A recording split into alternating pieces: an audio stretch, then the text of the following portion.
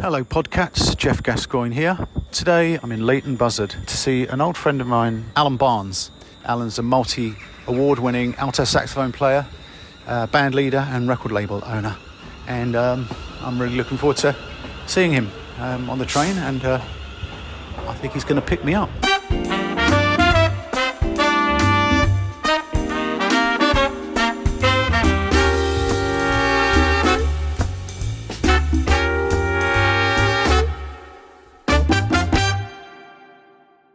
The Quartet Jazz Standards podcast is brought to you by the Quartet app for iOS, taking your jazz play-along to another level. Hello. Hiya. How are you? All right. Good.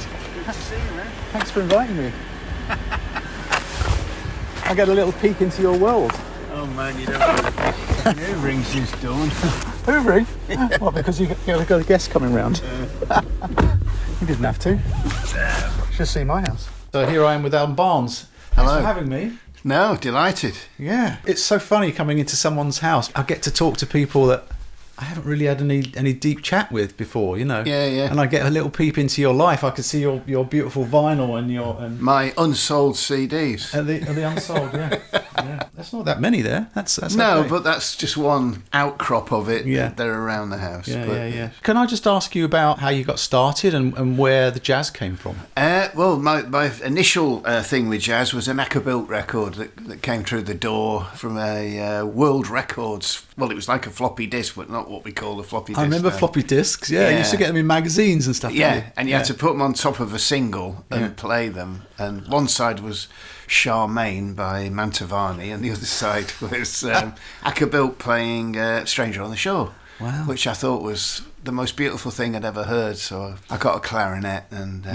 And you still play clarinet down? Yeah. I've been very fortunate. My dad made me get grade 8 on the clarinet before he'd get me a saxophone. Right. And it was the best thing. I've moaned about it at the time. It's the best thing that's happened to me in subsequent years, being able to double on the clarinet. Yeah. You shouldn't say it about yourself, but well. Yeah. You know. Because clarinet's difficult, isn't it? It is, and you have to start on it. I've been less successful on the flute, of course. Right. But, you know. But you do play flute as well. I've more or less stopped now. I think that the world deserves a break. So what are your doubles in when you do a big band gig? Well, I can play enough flute to play like third flute parts and things, but my main doubles are clarinet and bass clarinet. Play a lot of bass clarinet. That's a gorgeous instrument, isn't it? It is, yeah. Wow. So you listened to Acker Bilk. He was your first. It was, yeah. Did you ever get to play with him? Yeah, I toured with him when I was with Humphrey Littleton's band, only in the big jam session at the end of the set. But I got to know him quite well. He was really great bloke. Yeah, hilarious guy. It's funny because my wife Trudy, she when she first came over from Australia, she worked in Acker's booking office. She told me this. Yes, I remember her telling me. Yeah, which was known as the Bilk Marketing Board. I love that. How did you get into improvising? My dad's had a friend who played cornet in a trad band, swing band really, called Geoff Hayes' Hot Heights, which was run by an ice cream chemist called Geoff Hayes. He was a real character, and he had his old dad. Hold on, an ice cream chemist. Chemist, yeah. Do you know who else was an ice cream chemist? Margaret Thatcher. An ice cream? What is an ice cream chemist? Well, somebody who formulates because it's not all milk and honey. It's I've never heard of that all before. kinds of chemicals and stuff. His dad had been on the halls as a hypnotist. He played piano. Yeah. And it was kind of an Eddie Condon style thing. And Geoff's son used to come along. And it's the first time I heard anybody play different instruments on the same tune. So he might do a sort of freewheeling clarinet on the first chorus, and then he did a tenor solo in the middle. I thought, that's so cool doing it. Yeah. And then he'd end up on the baritone for the last chorus. Yeah. I thought, that's great, you know. Yeah. So when did you switch to the alto saxophone? It was 15, 15th birthday, yeah. Wow. I've still got the same horn. You still got the same horn? Yeah. That's this one, is it? This one here, yeah. I've played that for 50 years now. That's amazing. I've been through the pearls twice, and...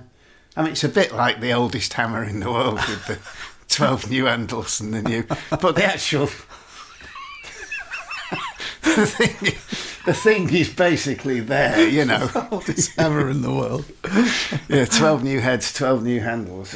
But, Yeah, but the bones of it is the original. I mean, so Yeah. apart from the keys and everything. Yeah, the keys Yeah. and the actual body of the instrument. are the Amazing. same pads, yeah. Acker was your first hero. What happened after Acker? I mean, presumably you heard bebop, did you? No, I was listening to those records on a band called the Dutch Swing College. Oh, I remember them. Yeah. Yeah, which was great because I had a Dutch friend at school who got me into those. And then when I went to buy the saxophone, my dad spent 200 quid on this saxophone, and it was a considerable amount of money then. Yeah. And there was an old saxophone player in the shop, Stock and Chapman in Manchester, who obviously thought I was a spoilt brat. Because you got a really good horn. Because he bought me a really... And my dad was an engineer, so he just looked at it as an engineering prospect, not as any music. He just said, this is the best made one for the price. Yeah. And then the guy said to me, oh, now you've got that, get some Johnny Hodges records. Yeah. So I did. I bought a double album. And I also bought Saxophone Colossus because I had a picture of Sonny Rollins' face. And like growing up in Manchester, I'd never seen a face like that. Yeah. It just looked so imposing and handsome and brilliant. And he had a saxophone. And I didn't realise I was buying one of the most important records made in the 1950s, you know. Yeah. How did you start to improvise? Did you transcribe or did you... Well, the guy in Geoff Hazy's Hot Heights said, play the tune and embellish it if you can. Okay. You know, which is how I used to try and... Right. What's really basically what I still do, That's you know. what everyone should do, isn't it? Yeah, I think so. I was trying to explain to a student the other day what paraphrasing meant, and it's the hardest thing to explain. Right. But you get Ben Webster, he'll play a tune like, what was the tune we were listening to? Someone to Watch Over Me. Yeah. And he actually doesn't play the melody, but you know it is that. Yeah.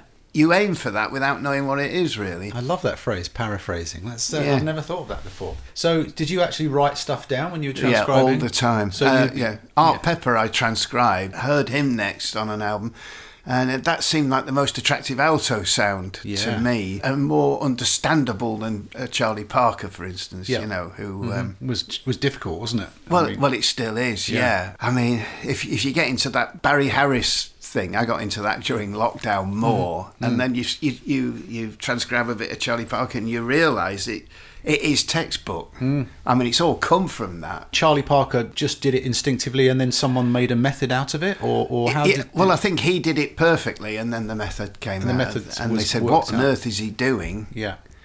It's this. So Barry Harris came along and actually codified it and made it into I think so, yeah. As to Bird being a natural, I'm always suspicious of that. He used to say he practiced 15 hours a day, but I think he was also undoubtedly a genius. Yeah. There isn't any... I've never heard anything that's bad Bird. No. Even the one that's supposed to be a disaster, where he was having the nervous breakdown. Yeah, even when he's completely off his face and he's stumbling around, he still plays beautiful. That Lover Man, where he struggles to come in, it's still one of the most beautiful. I mean, for me, Charlie Parker was exactly the same thing. Charlie Parker was what got me into jazz. Right. I've still got the tape. It was a Woolworths compilation of Charlie Parker. I've even got the little notebooks I started my transcribing in. The same, the same thing. Yeah. Yes, so inspiring. I hear great players all the time. So many young great players and players have come up in my time, really famous ones. But there's a certain spirituality, shall we say, in a Coltrane or a Bird that speaks beyond the music, doesn't it? Yeah. Bit corny, this stuff. Yeah. but it's what I feel. True. Yeah. You know, when you hear Bird of Paradise played by Bird, you know, you go... That's something other than the music happening, isn't it? Yeah, it's otherworldly, isn't it? Yeah. Yeah. In those days, you know, they were playing standards, they were playing show tunes and making their own music out of it, weren't they? But they were stars, though, weren't they? Some of these jazz musicians, they were actually stars. I think so. Yeah. You know, like Harry Styles would be nowadays. You know, they were actual stars. They were, and also they made a lot of money. I mean, when Sonny Rollins was signed after his sabbatical on the bridge, I think it was the highest signing that record company had ever done. It was thousands of dollars for new albums. That's amazing. We can't really quite comprehend what that's like, can we? No. You know, it's amazing.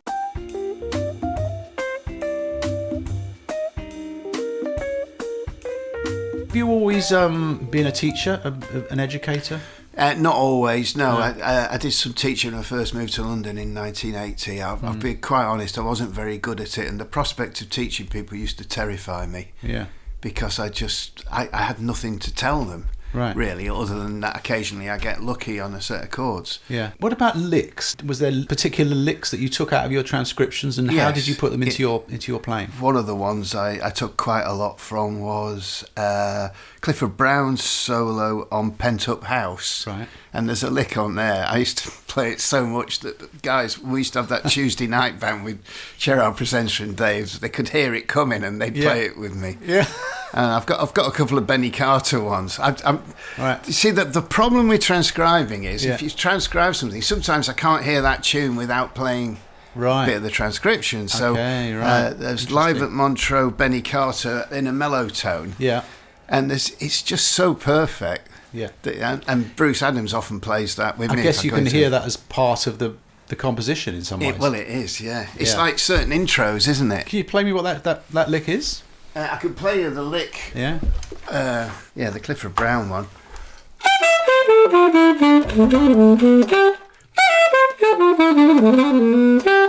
That's the one on. Wow. That's on D minor G7. She's coming down from the 11th to the. It just comes down the chord, but from the 11th on the D minor. And then it hooks under the third of the next chord. You know, it's beautiful, isn't it? Yeah. You know. Amazing. Another one that I really love is when you're in a minor key. Lester Young used to do this thing where he played when he landed on the minor, however he got there, and then he'd land on the third, and then he'd go to the fifth and up to the sixth. Nice. And I just thought that sounded so really hip. Well, it is, isn't it? Yeah, amazing. When you're improvising and you feel a lick coming on, do you not feel that it's kind of stifles your improvising process? Yes, all the time. Yeah. I mean, this is the problem.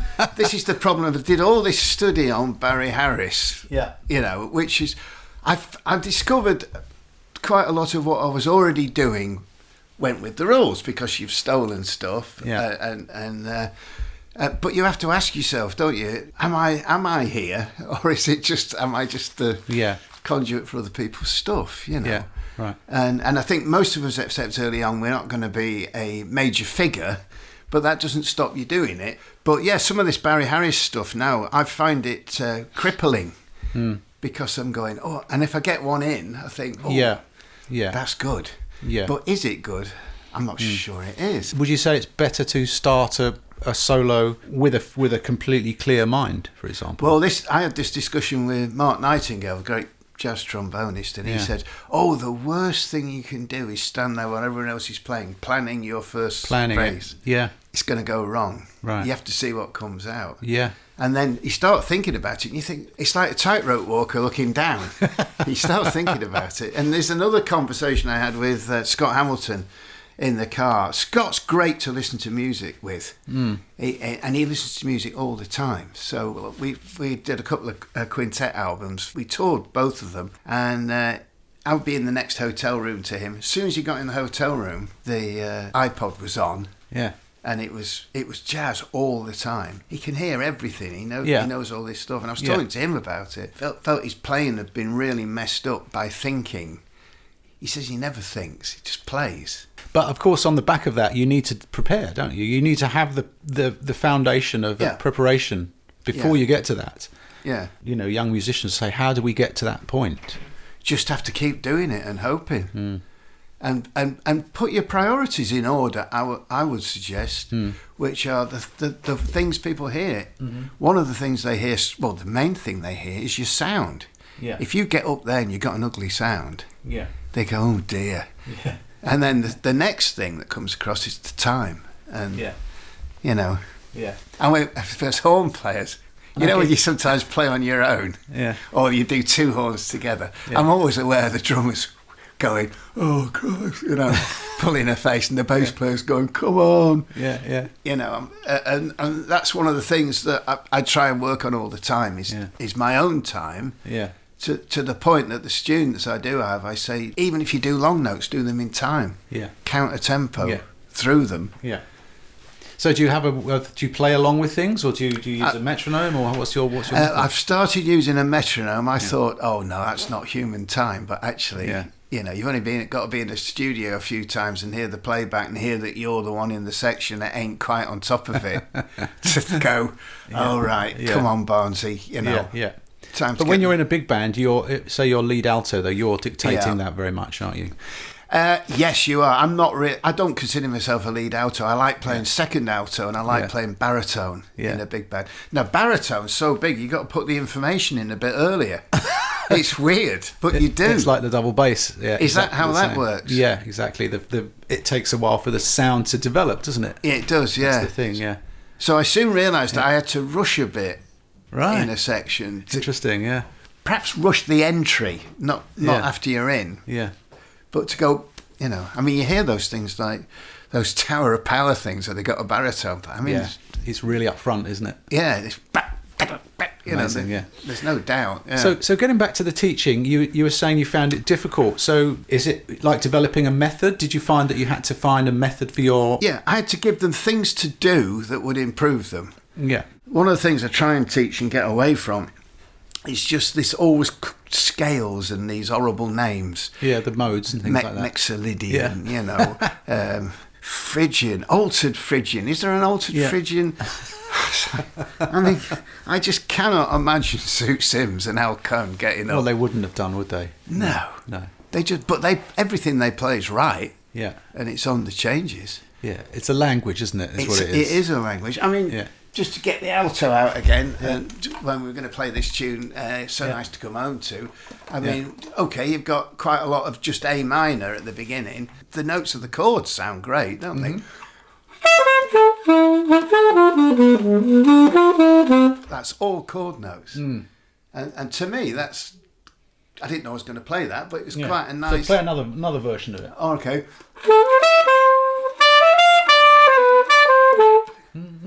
So A, that's your tonality, that's the root. Yeah. And so, but if you enclose,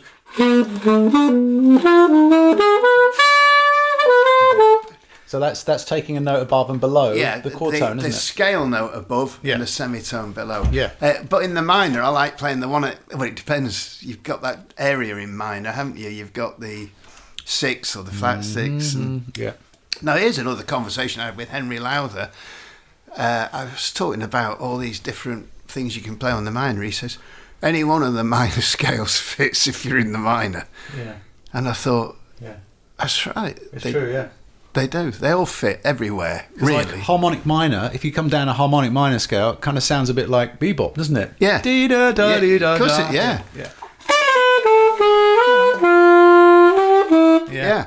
Yeah. It does, yeah. Fantastic, yeah. So when did you start teaching then? Was it a necessity or was it a... it was a lot of musicians do teach because they don't have enough gigs, for example. Well, I started with the ILEA when I came down to London, so I started getting some gigs, but I gave that up after about 6 months. Bit soul-destroying, getting kids coming in for 20 minutes clarinet and didn't want to be there in some quite tough schools, you know. Yeah, and then I started getting invited to do courses later on. Yeah. That was like the Wavendon course, for example. I remember I was on those as well. Yeah, they were great, weren't they? That's kind of started off the summer school kind of thing, didn't it? And of course, you start to hear people who are more organised about teaching than yourself. Yeah.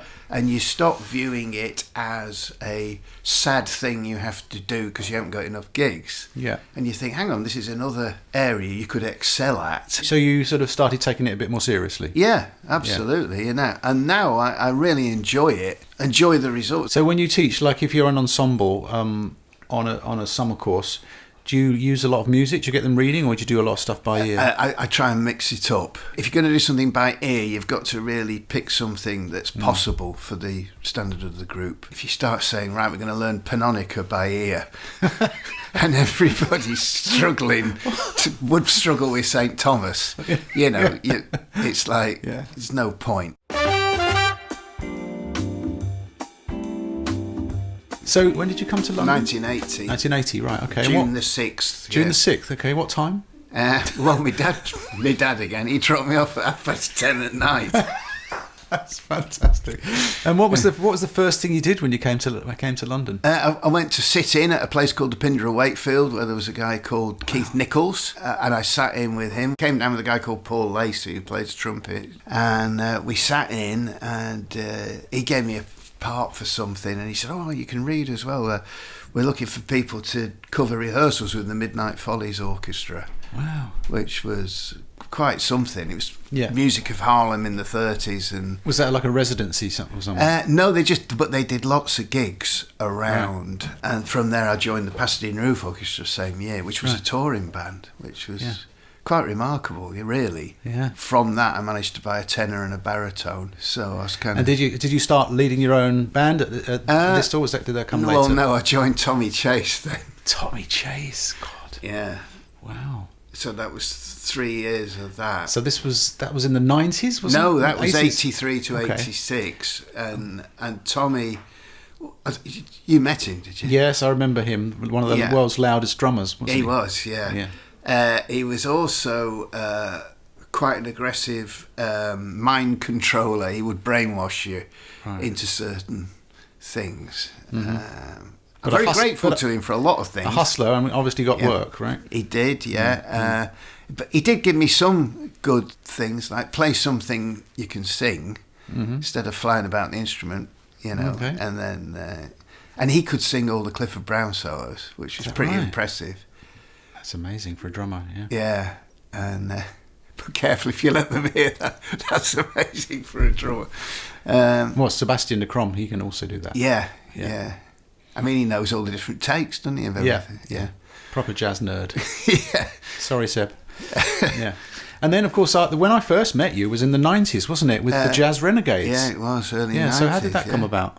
Well, that was... I'd left Tommy, and I think Steve Rose suggested me for that. And I started doing charts for that, because they didn't really have any charts. I was getting more into writing. Steve White, the drummer Steve White. It was Steve White, but there was Steve Rose, who was playing organ. Oh, I don't know. I think he's a bass player now. Oh, is it the same one? Yeah. Okay. Now, here's a connection. Dennis Mundy, that managed that band, who was something to do with the Style Council, he's the guy who'd compiled the Johnny Hodges record I bought when I was 15. Can you believe that? Amazing. You were kind of co-leading that with Steve White, weren't you, the Jazz Renegades? Yeah, and I was lucky enough at the time, a guy called John Miles that had Miles Music record. He wanted to record me. He recorded me first with Tommy Whittle, which has just been re-released on CD, which was a vinyl with extra tracks, and then he did my own quartet. So how has it been over the years being a band leader and releasing your own CDs and records? Well, I recorded a lot for other labels. Yeah. I've been on lots of different ones. Nagel Highway, Warren Vacher, Zephyr, Concord, did 3 records for Concord. Sometimes they choose the take you didn't want. Or I did one once where I was messing about in the studio impersonating Earl Bostic. And the guy said, "Oh, that's the one. We'll put that one out." I went, "Oh, no, you can't." Yeah. And you've run your own record label as well, haven't you? Yeah, it's over 20 years, 23 years, I think. Yeah, and that was because I wanted to just to have more control. Yeah, so I was in Humphrey Littleton's band for 5 years, and when I left, I'd saved some money, so I had 3 days recording. Right.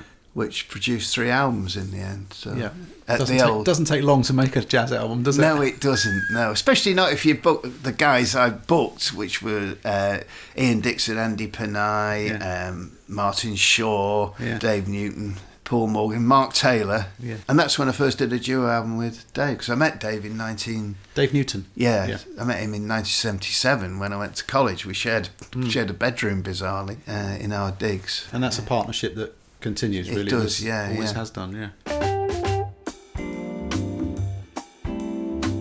So that brings us nicely on to composing and arranging. Are you a natural composer? Do you do that a lot? If I need to write a tune, I can more or less do it. Sometimes it gets stuck. So what's your process? I like to have a title. You start with a title? Yeah, I do. That's why I write these. I mean, I've written quite a few literary suites, like Jazz Christmas Carol, David Copperfield, Sherlock Holmes suite. Yeah.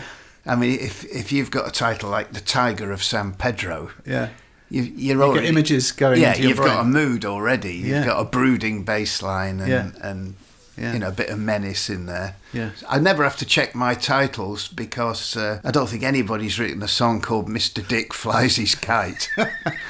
You know what I mean? It's not going to... Yeah. I mean, I'm very grateful to Mark Nightingale because he's been in my octet for donkey's years, and I gave him kind of carte blanche early on to say what he thought. It's actually similar to my relationship with Andy Panay, is that when you meet somebody who's obviously so mega talented, you'd be a fool if you started not asking what they thought. Yeah. You don't have to agree every time. Well, someone like Andy Panay, who's a genius. I mean, he plays on all 4 of the quartet apps now. Right. We've recorded 500 Right. standards now.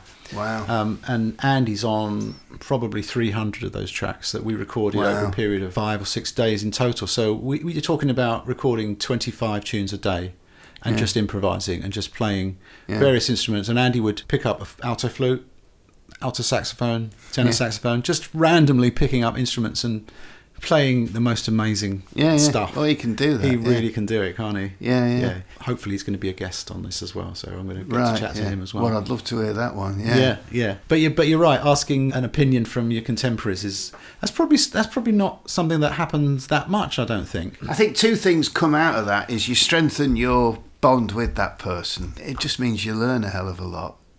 Mark's great. I got him to edit my David Copperfield suite, and he says, "Oh God, not this rhythm again." And then a backing figure comes in. He goes, "This sounds familiar." Yeah. So I mean, he's amazing, Mark. Once I handed out a new chart for the octet, and he looked at the first bit, and he looked along the line, and he got to Robert Fowler's part, and he went, "Think you should have a C natural in part 4, Robert." God, he hadn't even heard it yet. Oh my God. Spotted. Yeah, That's amazing, isn't it? Okay, so let's talk about the apps. Are you aware of my quartet apps? Yes, I know they exist. Oh, okay, right. Yeah. Basically, let me just explain what they do. So it's a live trio playing standards. Within the app, you can change key, you can change tempo, you can loop sections, you can have different mixes. You can have piano, bass, and drums, which is the default. You can add a soloist on the top, if you want. You can have bass and drums, piano and drums. Any combination that you want. Right. All available inside the app. It's a brilliant practice tool. So we're just about to release volume 3 and 4, which is why I'm here. I'm doing lots of promo, and I just thought making a podcast would be a fantastic idea to promote the apps and also get to speak to some great people as well. Yeah. So you've picked a tune. I gave you my list, and you picked "You'll Be So Nice to Come Home To." Yeah. So why did you pick that? Well, it's on Art Pepper Meets the Rhythm section. It is, isn't it? Yeah. It's one of those tunes. You get a chunk of minor, then you get the major, and then you get another 2/5 in a minor key, as it were, minor 7 flat 5 to a flat 9 chord. And I find especially when I'm teaching, that's the area that everybody doesn't quite get naturally. A minor 2/5 Yeah, minor 2/5 So if you were going to ask someone to improvise on this for the first time, would you have any tips? Where would you start? Well, I'd start by saying that the first chord isn't A minor 7. Yeah, it's A minor. So you're looking at A. Is it? Am I in the right key? Yeah. A minor as a tonic centre. Not some droning modal nonsense. We've already said that you don't like the modes. Yeah. And then you've got this lovely thing where you can do your harmonic minor, or if you want to be pedantic, what you do on your 2 chord, but you can do it just by adding notes to the scale you've got. So the A minor is think of it as A minor 6, so that's an F sharp on your C scale. And then you go to your 2 chord, B minor 7 flat 5, which is just the C scale. And then you add a G sharp to that C scale, and you've got your harmonic minor. Yeah, just changing one note can make a lot of difference, can't it? Yeah, that's why I used to hate autumn leaves, but I really love it because you get your 2/5-1-4 in the major key. And then you get this chord, which is the 2 of the new one, but it's also the 7 of the previous key. Yeah. Which I think is wonderful. Awesome Moves is the perfect tune, isn't it, for practicing that? Yeah. Yeah. So when you're improvising, do you have a sense of a tonic and a 5, like an altered 5? Do you think of that as well? Well, you're always in a key, aren't you? You are thinking kind of modally, aren't you? You're thinking of A minor as a whole thing, rather than A minor to E7 and back. You're not thinking. Yeah, I'm not thinking. No, it's just So you just think your lines are the most important thing. Yeah, but it's like the line of the tune. Yeah. I mean, the tune does that, doesn't it? I mean, it's kind of tonic, dominant tonic, isn't it? Yeah. And then you've got a nice 2-5-1 in the major. Yeah. The relative major, so you can do your stuff there.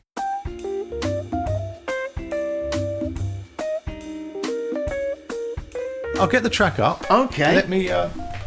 Maybe you can demonstrate a couple of these things. Yeah. I mean, there's 2 choruses on here. Let me just I'll get your track up here. Also, there's the 2 ways of looking at the tune. Yeah. I mean, I don't know how you think about the tune. Does the tune have to be exactly what the composer wrote? Well, it doesn't, no, does it? You're paraphrasing, like you said earlier. Yeah. Quite a well-known older musician once sent me a letter with 2 bars sellotaped in it saying, "For your information, the end of that verse 16 of that tune should be this, not what you're playing." Oh, right. But I thought, I did know that. You're completely free to have 2 choruses. Oh my God. Whatever you like, right? Without playing the tune, maybe some paraphrasing. Here we go. So this is your intro, which is the last 8, right?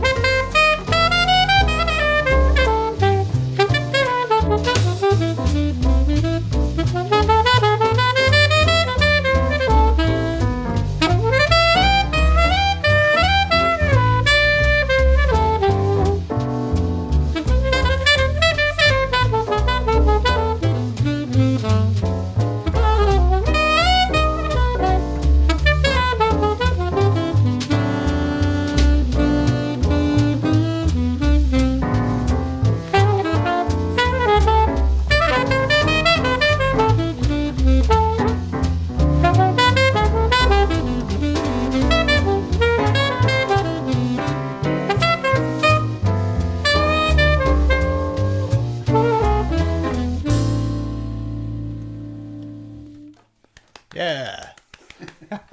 Great. So I was aware I kept playing this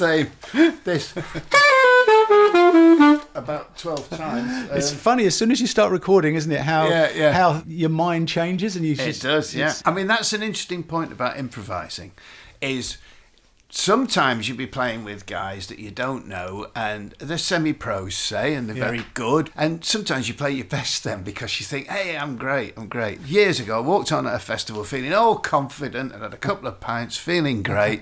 And you look out and there's Peter King having a cup of coffee. There's Bobby Wellings wandering about, Dick Morrissey, and you go, oh I'm not as good as I thought I was, and you start thinking about everything. Yeah, that's tough. And before you know what you are, you've talked yourself out of it. But once you start playing, you soon surely you go to another place and you forget about it, but you keep thinking, well, that wasn't very good. I wonder what Pete thinks. And of course, you've got to get out of that. Do you like to challenge yourself? The example that comes to mind is playing with Peter, who would always play the same tunes. Yeah. Do you find as you get older you more comfortable playing the same tunes, or do you like to play new material a lot? No, I always... Well, all these folders here are different things that I like to get out. For instance, there's a tune I've played for years. Haven't played it for about 20 years. I got it out again in the middle of a kiss. Oh, yeah. Nobody else plays Al that. Bowley, that's a really old 20s thing, isn't it? It is, yeah. And for certain points in the gig where you just want that medium walker, again, a minor to major thing, And people go, oh, I like that. There's certain tunes I used to avoid, like Green Dolphin Street. And then you realise it's the perfect set of changes to play on. Yeah. So why am I avoiding it? You know, Yeah. because there is a reason everyone plays it. Or as we said earlier, Autumn Leaves. Have you got a favourite standard that you will always kind of call? No, that changes, you know. And I even like the harmonically simpler ones, like When You're Smiling. And things like that, Bye Bye Blackbird, because it's harder to play tunes that just hang about. Secret Love's another one. Yeah. Acres of one. Do you find it easier to play on changes, or do you find it difficult to play on a modal tune? You know, Impressions, for example, a tune that has... Yeah, I'm not that hot on that. Yeah. I do have certain things I've sort of practiced where you run out and run back in, you know, but that soon starts to sound like Module 4 of the Guildhall, doesn't it? Book 12 of the, you know, something or other. Point I was going to make about Peter when you said he played the same tunes all the time. Yes, every time I went to see his quartet, it was the same repertoire. But if you got him on a festival and you were put with him, he would play anything. I remember him once trying a tenor out on a stall at the back of Appleby, and we were doing a set together. He just came on and played tenor, and it was incredible. And he did I Can't Get Started as a feature on this tenor he'd never played before. Wow. Because he used to be a tenor player, of course, for a while. Yeah. And, until Tubby Hayes went off with his wife. Well, yeah, and he stayed in the band. Weirdly. Oh, man. Yeah. Wow. Did you read Peter's book? Oh, yeah. Yeah, it's brilliant, isn't it? It is, yeah. I guess there's always a price for that. Played with Pete at the Bull's Head once, and he just came up with this incredible thing on Fast I Got Rhythm. I sat down with him in the interval. I said, come on, just give me some insight. What was that? And he went, well, it's B flat, really. I went, all right, thanks. Yeah. I mean, I'm sure he doesn't even think about it. There's so much history, deep stuff that he's learned over the years, you know, from being on a gig and, you know, that it just flows out of him, doesn't it, like a language? Yeah. Amazing, yeah.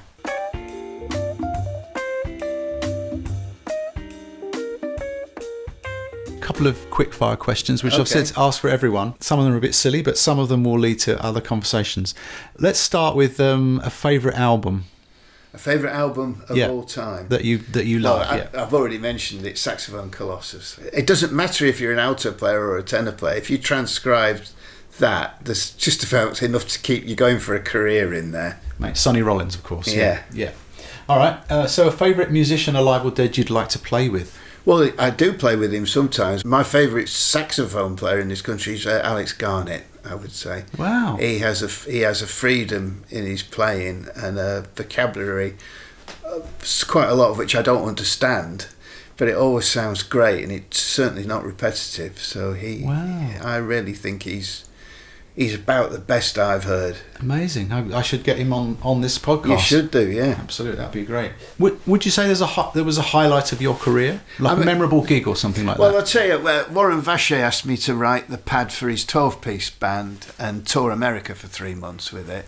Wow. With an all-star band, and that was a hell of an experience because it was Jake Hanna on drums, and Ricky Woodard was in the band, Harry Allen, whole bunch of guys. And you did Coast to Coast, did you? Yeah.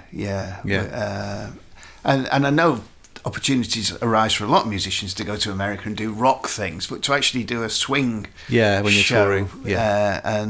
Met some incredible people, came to the shows. Panama Francis came, and the guy that played tenor with Charlie Christian, that guy, Jerome, forgotten his name now. Wow. He was a sort of perky Florida pensioner, you know, came along. So that was, and like listening to Jake tell stories and some of the wisdom he came out with. Yeah. Jake always pretended he couldn't read. Right. So, because I handed him the drum pad and he went, "Oh, you jest." But I was listening at the time to Poco Loco, you know, that thing with the that funny kind of tripling thing. And he wrote the 3 different take cowbell patterns out for me. Wow. And I thought you could. He really knows his stuff. Yeah. Oh yeah. But I mean, Jake was swing like unbelievable. Amazing. Yeah. Swing, yeah. So you have done some pop stuff, haven't you? Yeah. I mean, I remember you played with Brian Ferry, didn't you? Yeah. Twice. I left once and I got fired the last time. Yeah. What was that like? It's hard. I don't want to get into knocking other types of music. It's just not enough content It's to not keep for me you, interested. Yeah. You know. Yeah. It's not what I want to do with my life. No. And maybe some people are so into pop they would do it if it didn't pay any money. But I can't imagine. I mean, isn't that the incentive? Of course, yeah. For a musician, I mean, Yeah. if it paid the same as a jazz gig, you'd do the jazz gig, wouldn't you? Yeah, totally, yeah. What's the last concert you went to? Oh, God, now you're going to go right back. I've been to see all the musicians in pubs and things, but going to a concert, not for years. Right. I'm ashamed to say. That's okay, that's fine. Yeah. What would you say your musical weakness was? My musical weakness was starting off with a not very good ear. I had to train myself to get an ear. I didn't know how people did things by ear. Mm-hmm. I got into college and got in quite a high oral group, so maybe I was better than I thought I was. Dick Horden played trumpet with the Dankworth band and all that in the 50s, and we had an improvisation class, and he said, okay, we're going to sing our 12 harmonic minor scales. And of course I was deadly embarrassed, and he said, don't worry, I've got a voice like a foghorn. And that's when you realise that singing as an aid to playing doesn't have to be professional standard singing, and nobody else has to hear it. Yeah. It has to be you. Because you have to hear the music inside you before it comes out of you. Of course you do, yeah. So, And students often say to me, how would you learn tunes? And I say, well, how would you not? And then I realised that sometimes jazz is like golf for them. It's like something they do. But when you're chopping onions and making your spaghetti bolognese, you put ABBA on. Yeah. Do you know what I mean? That's like music for fun, and then there's this terrible thing you have to put yourself through and study. Yeah. I mean, it's supposed to be branch of the entertainment industry, isn't it? Do you ever get nervous on stage? No, I don't. Except if Nigel Hitchcock pops in, stands next to you. Stands next to me, you know. Yeah, I don't think that's nerves. That's just an abandonment of hope. Yeah. When you're playing large gigs, like play at the Albert Hall and those sort of big occasions. Yeah, I mean, I do that less and less. But I've had to do things like I played the Artie Shaw at Clarinet Concerto at the Barbican, and I've had to do things at the Albert Hall which involve going out the front and playing the clarinet. And going wrong isn't an option, is it? No. So. No. But you've had enough experience that even if you do play a wrong note, you can make it into a right note, I suppose. Yeah. Well, unless somebody really knows I mean, how classical players cope with the playing everything meticulously correct. Yeah. I mean, it's staggering. I mean, there's clarinet players popping up all the time on YouTube. I've never heard anything like it. Yeah. The tonguing and the tone and where they're all going to work, I don't know. But it's beyond comprehension. Yeah. Amazing. So a couple of more silly questions for you. What's your favourite sandwich? Favourite sandwich? Now, let me think. I like ham with Emmental on a crusty French stick. Oh, very good. With English mustard. With English mustard. Have you got a favourite movie? A favourite movie? I would say, let me think. Yes, Last Holiday with Alec Guinness. Okay, is that one of the Ealing I think comedies? It is an Ealing one. It's a story of a guy who is told he hasn't got long to live, and he changes his life and becomes a massive success. Right. All the time, the spectre of death is there with him, and there's a violinist keeps turning up who sort of represents fate. And then he discovers he's been wrongly diagnosed, but because of the way he changed his life... Yeah, he's a different guy. And he's become hugely rich and successful. Yeah. He can't believe it. So coming back from the doctors, of course, he gets killed in a car accident. Oh, But I love that film. You've given it away now. Oh, sorry, yeah. There's another film, I think it's called Kagemusha, the Japanese film about the emperor dying. They find a criminal who looks exactly like him, but has none of the great attributes of the dead emperor. Yeah. But they've got to replace him or war will break out. So they get him in there and they say, oh, for God's sake, keep him away from the horses and the concubines because they'll know. And gradually, pretending to be the emperor, he becomes him, and they forget that he's replaced. He's not the real one, right? The reason I like that film is kind of why I'm to me. I wanted to be a jazz musician so much couldn't do it, pretended I was one, and lo and behold, before you know it, you're doing it. yeah, before you know it, you're earning a living at it, and you think, oh God, I hope nobody ever finds me out. But this is the thing about improvising, don't you think? It's if you've got enough confidence. That is the key. Confidence and a bit of attitude and swagger. Yeah, totally. And not being embarrassed about yourself. I mean, some of my favourite players are not the absolute A-team. You know, sometimes you just want to hear G.G. Grice play the alto and not Bird. Do you know what I mean? Totally, yeah. Do you have a favourite venue to play in? I do like playing at the Pizza Express, actually. Yeah. That's set up as a proper jazz club, and they have jazz on, you know. And a favourite place in the world, favourite city? I haven't been there that often, but I love Paris. And finally, a silly question, a favourite chord to play on? Favourite chord? A minor 6 chord. Oh, okay. Yeah, because it went out of fashion, didn't it?